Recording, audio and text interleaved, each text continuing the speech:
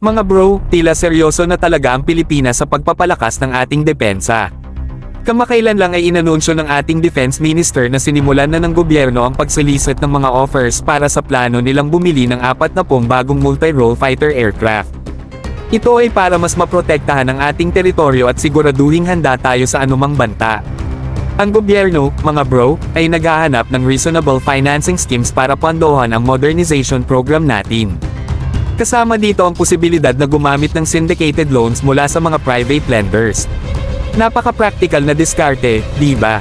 Saktong-sakto sa pag-usad ng ating ekonomiya habang sinusubukan nating palakasin ang ating military capabilities.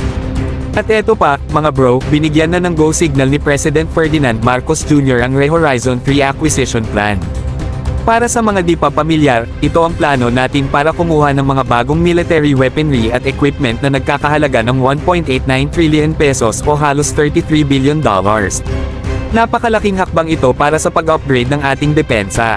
Kung tutusin, ang hakbang na ito ay isang pagpapakita ng dedikasyon ng ating gobyerno para tiyakin na kayang-kaya nating protektahan ang ating teritoryo mula sa anumang banta, mapaloob man o labas ng ating bansa. Lahat ng ito ay bahagi ng mas malawak na plano ng gobyerno para palakasin ang ating armed forces at siguraduhin tayo ay laging handa.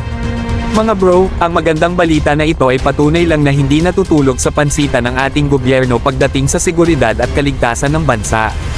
Kaya, sana'y patuloy nating suportahan ang mga hakbang na ito at sabay-sabay tayong maging bahagi ng progreso ng ating bayan. Stay tuned, mga bro, dahil simula pa lang ito.